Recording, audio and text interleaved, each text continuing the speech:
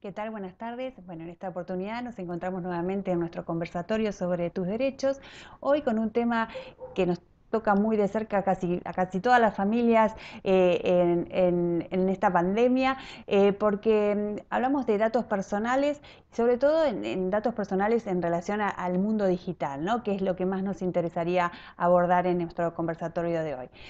Bueno, para eso tenemos una invitada que es Julia Giorgelli, que es una abogada especialista en datos personales que trabaja en la Defensoría del Pueblo de la Ciudad de Buenos Aires hace mucho tiempo en relación a estos temas.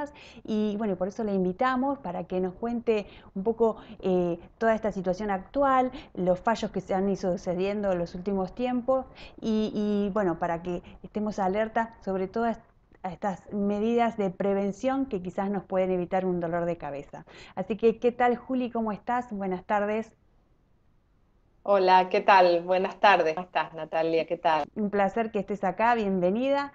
Y bueno, acá tratando de ver un poquito cuál es el sistema actual de protección de datos personales a nivel nacional y a nivel mundial, ¿no? Y saber un poquito para todos los que no son quizás abogados y están empapados sobre las posibilidades de proteger estos derechos, de cómo hacer alertas en sus mails, ¿no? O sea, algunas cuestiones que vemos a diario y decimos, ¿qué se trata esto? ¿Cómo se protegen estos datos personales o cómo hacer determinadas cosas el que es no conocedor de los derechos? Entonces, por eso queríamos charlar un poquito con vos, pero quizás abordando temas más puntuales que son los que pusimos en nuestra placa, que es el derecho al olvido y el acoso o el hostigamiento vía digital. Pero Ujú. quizás para comenzar estaría bueno que nos cuentes de qué se trata, ¿no? La protección de los datos personales o qué son los datos personales y cómo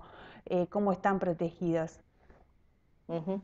Bueno, sí, mira, primero aclarar que los datos personales es toda información que hace a un sujeto, ¿no? En esto lo más común puede ser el nombre, puede ser nuestro domicilio, bueno, ¿no? Nuestro DNI, esos son datos personales, pero también son datos personales, información de carácter sensible, información que tiene que ver con nuestra sexualidad. También es un dato personal nuestra imagen, que es algo que circula mucho en el entorno virtual, nuestra voz, todas esas cuestiones que permiten identificarnos nosotros constituyen un dato personal que tiene una regulación específica y merece una protección puntual, ¿no? Claro.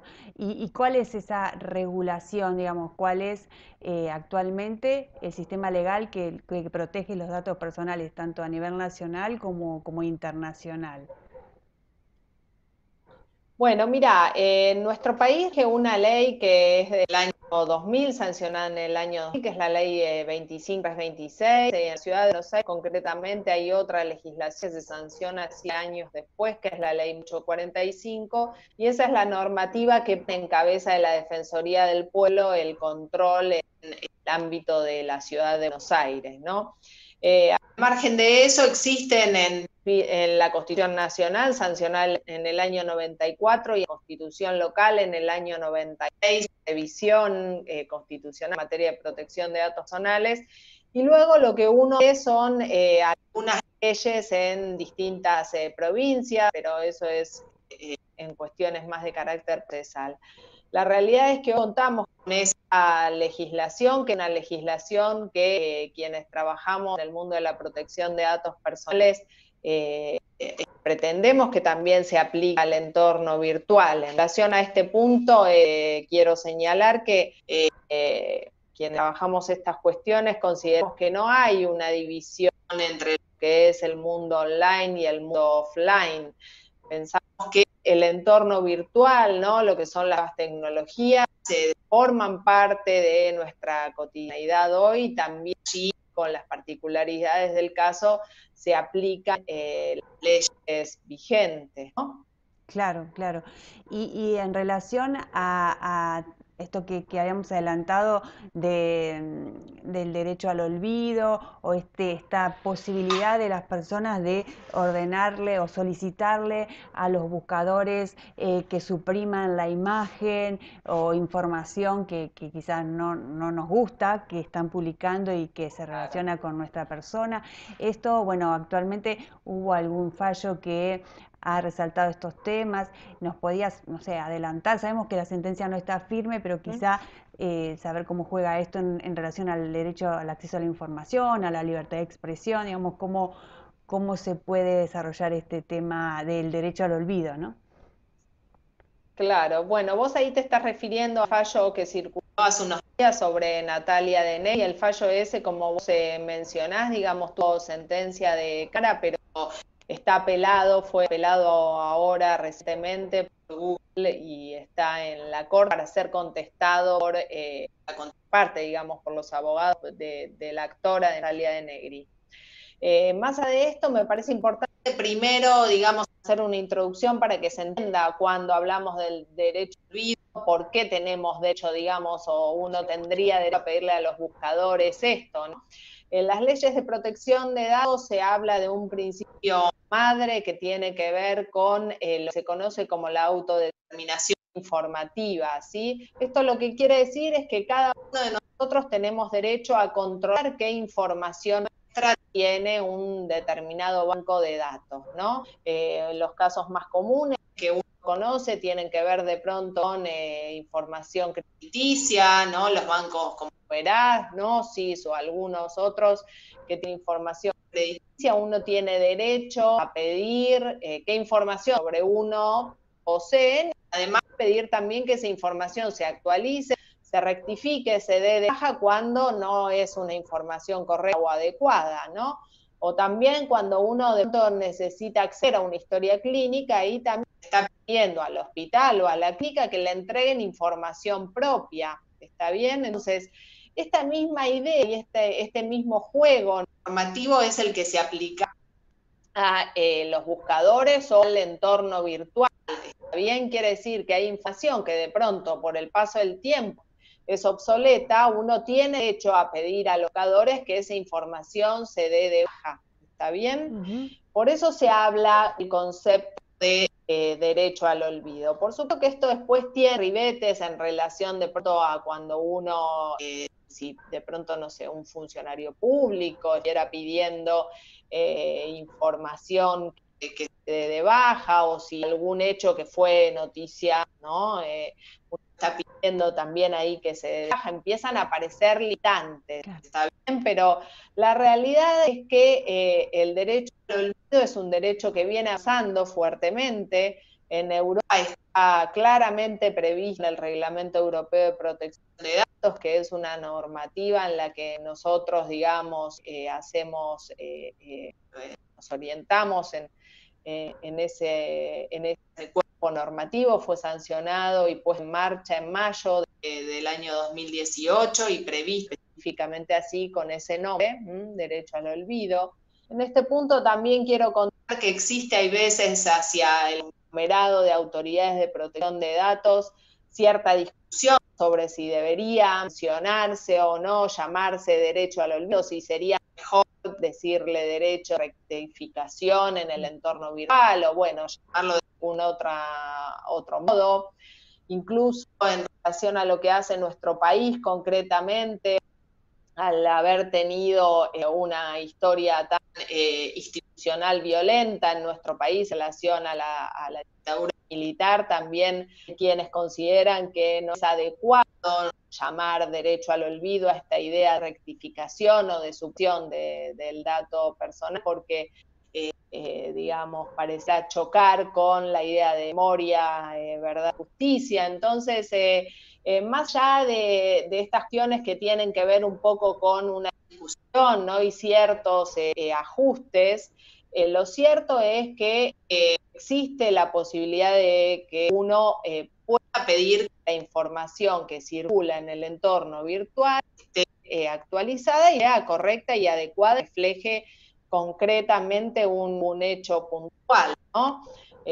Acá en el caso de Natalia de Negri, como vos muy bien señalabas, es un fallo que, bueno, que va a entrar ahora en discusión en Corte, se verá un poco si hay la Corte Suprema de Justicia de la Nación a hacer un fallo de relevancia, llama a alguna audiencia pública, ¿no? Hace como uso de algunas otras figuras un poco más novedosas, participativas en lo que es el Poder Judicial, como esto que dice audiencia, o la posibilidad de presentarse como amigo del tribunal también, ¿no? Desde Defensoría vamos a presentarnos en ese carácter.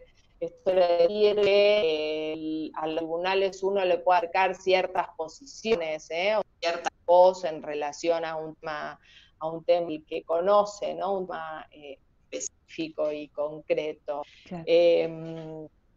Pero bueno, ahí concretamente lo que se vio fue la baja de información que circulaba y que traía el buscador en relación al famoso caso Coppola, ¿no? Por lo menos las personas de que tenemos nuestra edad más o menos nos acordamos con la del caso Coppola.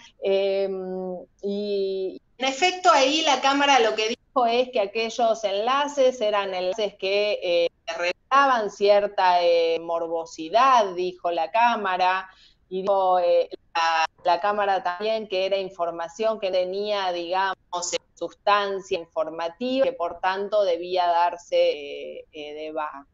Cuando uno presenta el pedido, lo que hace es referenciar claramente los links primero, ¿no? Que uno quiere que se den de baja.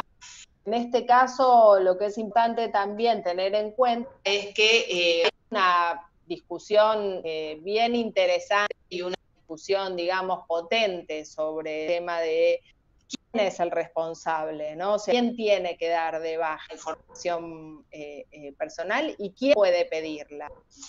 Estas dos cosas son dos cosas sustanciales. Por un lado, porque en relación a quién puede pedir y cómo pedir la baja de la información personal, hoy en nuestro país, concretamente, cuando se dan casos controvertidos, queda otra opción que hacer un juicio, ¿no? Esto no es así en el caso de Europa. ¿Con esto qué quiero decir? Después de que Europa, digamos, avanzó fuertemente con la idea del derecho al olvido, hoy es posible, si uno es un ciudadano europeo y está haciendo aplicación de las leyes europeas, pedir administrativamente y con un simple formulario por internet que se dé de baja la información que circula cerca de nosotros en el entorno virtual, ¿sí? Esto en nuestro país no sucede, uno puede, digamos, reportar contenido en las bases, digamos, cuando hay tratamiento de datos personales, que puede ser en un buscador, puede ser también en relación a alguna red, ¿no? Por ejemplo, no sé, veces que uno ha visto que se reporta contenido o en redes como Facebook o en Twitter o ¿no?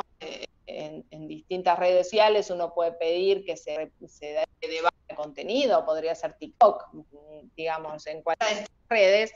Lo que ocurre ahí es que ese pedido de baja siempre se hace en relación a lo que son las políticas y los términos y condiciones que se establecen en esa red social, ¿sí? Lamentablemente hoy en nuestro país no es, digamos, accesible, digamos, a todo el mundo, ¿sí? ¿Esto qué quiero decir? Que la postura del entorno virtual, la postura de los intermediarios, tiene que ver con que se aplican las políticas y privacidad propias de ellos, que entonces cuando uno que está pidiendo es una cuestión que va más allá de las propias políticas de privacidad, tiene que recurrir a un juzgado, ¿sí? A un juicio, que puede ser un juicio de habeas data, en principio, a pedir la baja de ese contenido. O sea, que hoy el derecho al olvido en nuestro país para que sea ejercido con, digamos, con posibilidad de éxito, la principal posibilidad es recurrir a la justicia. Esto, por supuesto, que agrava, ¿no? Las condiciones y las accesibilidad, porque no todos pueden recurrir a un abogado, ¿no? Claro, claro. O sea, enviando una nota o algo, o sea, vos decís que no, anticipándole al buscador que eso te molesta, que no te interesa que lo publiquen, puede ser un anticipo, decir, bueno, después veré si no lo hacen así, veré la otra, el otro paso será judicializarlo, pero en principio también digo que la gente lo intente por voluntad, digamos, decir, bueno, no, Sí, sí, sí, es que vos habría que decís ver, está bien y claro, nosotros, digamos, de hecho, en el trabajo que hacemos en la Defensoría del Pueblo, muchas veces lo que pedimos, ¿no? Esto, baja de contenidos y reportamos algunos contenidos, ¿no? De pronto, no sé, un tercero que filma a una mujer en una situación de violencia en la calle y después lo sube a YouTube y ahí uno puede quizás, ¿no? Pedir la baja de ese contenido. La respuesta constante de los intermediarios es que esa información no se baja porque ellos no son son los responsables, sino son meros intermediarios que lo que hacen es manipular, digamos, o determinar información de terceros, determinar de pronto jerarquizar o dar visibilidad a información que es terceros, pero que ellos no son los responsables de esos contenidos. Por eso, en general, la respuesta habitual de un, te diría, 95% es esta, ¿no? Es que ellos no son los responsables y que la información subida no infringe políticas de privacidad de estos intermediarios. Y por eso suele ser necesario judicializar la cuestión para que intervenga un juez y aún así, bueno, digamos, ¿no? Fallos que son aplicados, porque como este mismo ha llegado, ¿no?, a la última instancia, Corte Suprema de Justicia de la Nación, ¿no? claro. Y sí, por ejemplo, el fallo Rodríguez, Belén Rodríguez era, ¿no? El otro, Ah, sí, Belén Rodríguez, ese claro, claro. fallo, bueno, en realidad ahí la postura del buscador tuvo que, digamos, fue distinta a esto, la sentencia ordena a suprimir la imagen y bueno, lo que es distinto es del Claro. caso de Negri, que en realidad acá era algo más público, más y que ella se expuso, quizá por voluntad propia, a escenas que después quizás se arrepintió o no sé, pero bueno, que lo que Claro. pasaba con Belén Rodríguez era que ella había estado siendo utilizada su imagen para sitios pornográficos o sitios que no, que ella nunca había decidido estar. Entonces, bueno, ahí Claro, cambia el tema de claro. la voluntad de la persona, ¿no? A la hora de exponer su imagen, Exacto. así que me parece importante. Y entrando en esto de los sitios pornográficos y hay otro tema muy, muy ahí candente dentro de lo que es datos personales que está como la mal llamada porno venganza, ¿no? Si querés, ahí Ujú. podemos hablar un poquito Sí, sobre lo que es este sí, bueno, acoso. mira, Sí. también esto que decís es un tema complejo porque, bueno, de hecho, en la ciudad de Buenos Aires, y eso está, digamos, visto como una contravención, y a nivel nacional existen diferentes proyectos de ley para penalizarlo, ¿no? Ahí lo que hay también es tratamiento de datos personales, porque como lo dije antes, suele haber, ¿no?, un manejo de una imagen, que es un dato personal, porque es algo que se identifica sin nuestro acuerdo y nuestro consentimiento, ¿sí? Para que nuestra imagen sea captada aún en el espacio público, ¿no? Requiere de nuestro consentimiento, lo mismo que nuestra voz, ¿no? Eso es clave en materia de protección de datos personales. Como dije antes, esta idea de la autodeterminación informativa, ¿no? La que hace el otro, ¿no? Que hace un tercero con mis datos personales, bueno, yo tengo que prestar consentimiento para eso, ¿sí? Entonces, cuando eso no sucede y hay algo ahí que está dañando, que es mi identidad digital o mi reputación online, tengo derecho a pedir que esa imagen sea, en principio, como decíamos antes, suprimida, se dé de baja, cuando es utilizada de una manera extremadamente viciosa, y el derecho lo que hace es ya una previsión y una intervención, digamos, más potente, que tiene que ver con crear una figura penal o contravencional, ¿sí? Y en este caso es lo que sucede con, como vos dijiste, la llamada pornovenganza. El nombre correcto y concreto es difusión no consentida de imágenes íntimas. El feminismo digamos, obturado la posibilidad de llamarlo como pornovenganza, porque en realidad eso estigmatiza, a las mujeres nos estigmatiza en relación al ejercicio libre, ¿no?, de nuestra sexualidad. Y tiene que ver justamente cuando imágenes que son tomadas en un espacio o en un ámbito privado, ¿no?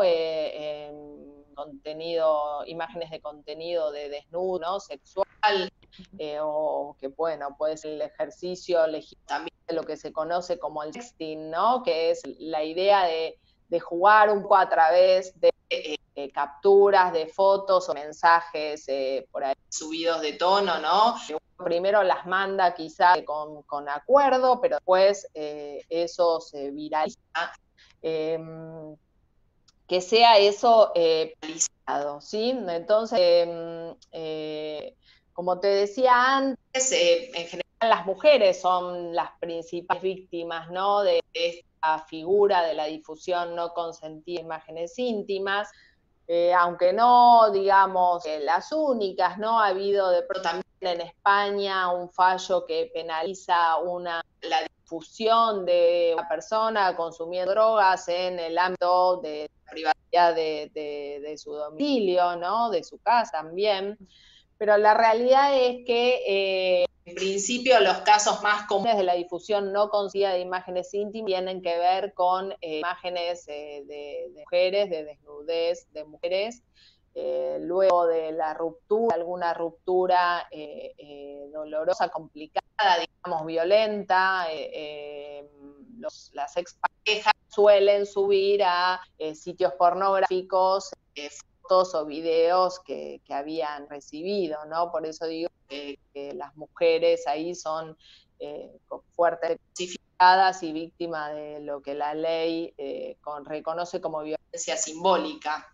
¿Y qué hay que hacer en ese caso? Así que ahí la respuesta que hoy se da en materia de protección de datos es esto, ¿no? Es una respuesta ya de carácter penal, ¿sí? O sea, ahí hay una persecución contra un individuo particular. En general, por supuesto que estas condenas tienen como accesoria la baja, ¿no? Piden como accesoria la baja de esa información que está circulando en la red para evitar que la información siga circulando, pero ahí la solución que da el derecho penal o contravencional tiene que ver con eso, ¿no? Como te decía antes, en la ciudad las contravenciones existen este tipo de contravenciones concretamente existen desde hace aproximadamente 2 años. A nivel nacional, es decir, en el Código Penal hoy no está prevista una figura en relación a la pornografía o a la difusión no consentida de imágenes íntimas. Hace poco hubo una discusión sobre figura, pero todavía concretamente no está prevista, ¿no?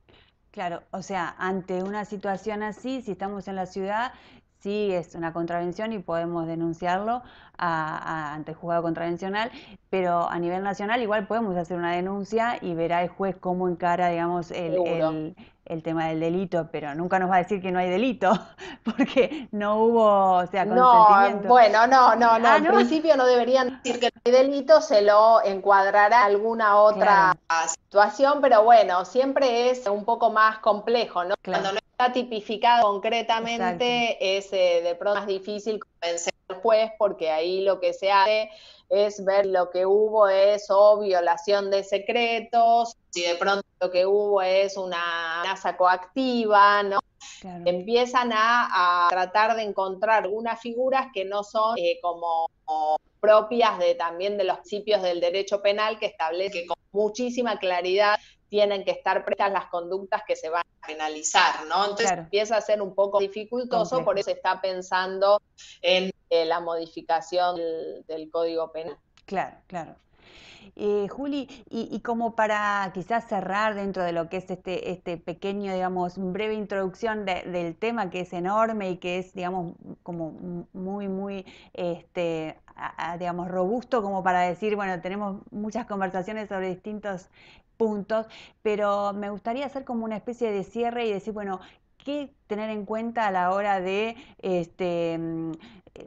digamos, brindarle los datos personales a alguien, cuál sería, digamos, la guía a seguir como para estar tranquila que estoy haciendo las cosas bien, cuándo quizá sospechar que eso no va a ser tratado como yo quiero. Entonces, digamos, alguna serie de recomendaciones para seguir adelante y manejarme de forma digital, porque es lo que viene y no tengo que dejar de usarlo, pero para estar, digamos, Seguro, seguro. tranquila que Sí, hagamos. eso que decís es importante Sí, porque la opción, si no, es el abón digital, que hoy no parece ser una opción en realidad, ¿no? Entonces, eso es central lo que decís. Ya, por un lado me parece que uno tiene que tener en cuenta esto, que esos son datos personales, que uno tiene derecho a proteger su imagen, su voz, que es lo que mayormente circula en el entorno virtual, y que hay una normativa que con sus limitantes, digamos, es posible aplicar a la circulación de datos personales en el entorno virtual. Existen, como digo antes, casos específicos que tienen que ver con identidad digital y reputación online, como los que decía recién, pero primero esto, ¿no? Parte de que hay toda una normativa que tiene protección y posibilidad de ser usada. Una vez que, digamos, asumimos eso, me parece que uno tiene que tener conciencia que cuando uno entrega cierta información personal, ¿no? En el entorno actual, pierde el control sobre ella, ¿sí? Las opciones ahí son diferentes, variadas, ¿no? Porque no es mismo si yo mando una foto a un particular, una foto íntima a un particular, hay una situación ahí, así yo me subo a una plataforma como Facebook sacando, ¿no? Un perfil. Entonces, las recomendaciones son diferentes, pero en principio siempre hay que tener en claro que cuando uno decide entregar datos o información personal en el entorno virtual, pierde el control sobre ella.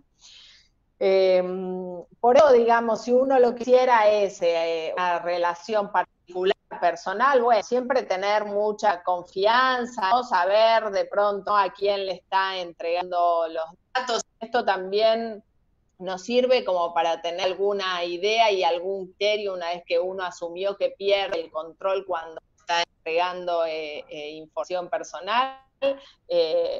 Algunos consejos que tienen que ver más con temas de seguridad de la información, ¿no? Un poco más concretos. ¿Qué quiero decir con esto? Que bueno, que uno tiene que hacer uso de sitios seguros, ¿no? De internet, es bueno también a veces si uno está haciendo una compra, ¿no? De pronto ahí también entregando información personal, rechequear cuál es la reputación, ¿no? De esa página web, controlar que sea un sitio seguro, el tema de las contraseñas tan manido es también, ¿no? Muy importante, intentar no usar contraseñas que no sean seguras. Esto yo sé que también es difícil porque hay estudios que dicen que, no sé, el 1, 2, 3, 4, 5 es la contraseña más usada de pronto, ¿no? O todos usamos los nombres de los hijos, los nombres, pero bueno, hoy, digamos, uno tiene que decir esto, ¿no? Tratar de dar contraseñas seguras, tener cuidado también con las redes abiertas, ¿no? Con las redes Wi-Fi de carácter público.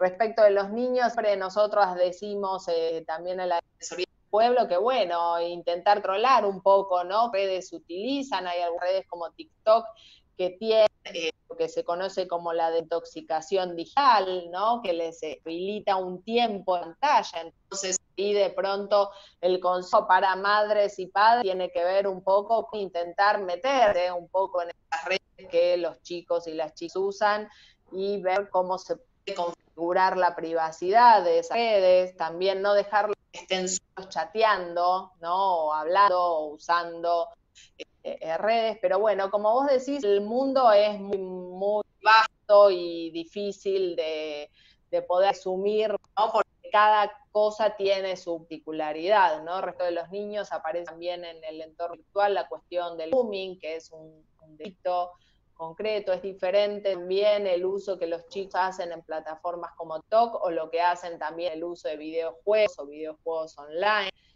Respecto de esto también suele haber ahí un sesgo, ¿no?, de género, porque en general los que más usan videojuegos son los varones. Bueno, en fin, es un universo bien complejo el de los datos personales y en el entorno virtual, que tiene como, bueno, muchas aristas y particularidades de aplicación de las normas. Claro, y sobre todo si soy el receptor de esos datos personales, también saber que estoy del otro lado y que la ley también me obliga a hacer una serie de cosas, que no puedo entregar esos datos a cualquier persona y que tengo que tener ahí todo el cumplimiento de la Claro. normativa, porque por supuesto es importante. Digo esto porque ahora también está esto de que en Instagram subís los datos, no sé qué, y también vos estás entregando datos a otros que los otros capaz que no saben ni cómo manejarlos. Sí saben que tienen tus cuentas y tus...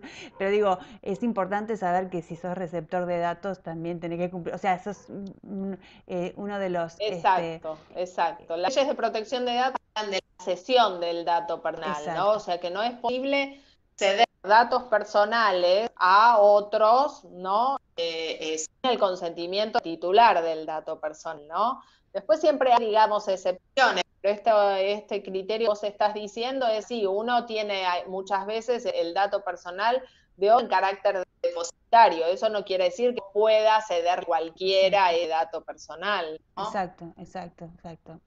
Bueno, Juli, muchísimas gracias. No sé si quedó algo para agregar, pero creo que está claro el concepto, sobre todo lo que queríamos adelantar, ¿no? Es simplemente una breve anticipación de estos grandes temas, pero bueno, la idea era estar alerta, estar sabiendo que sí hay un derecho al olvido, que puedo quizás gestionarlo, ver las posibilidades de si hay algo que me molesta, Exacto. empezar a ver cómo quitarlo de ahí.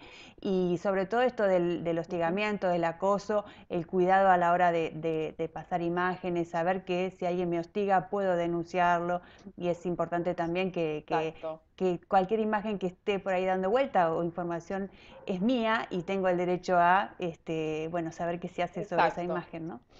Así que bueno, un placer, Juli. Exacto, exacto. Sí, es así, Nati, eso. Seguiremos hablando de otros temas Bueno, muchas seguramente gracias a vos, ¿eh?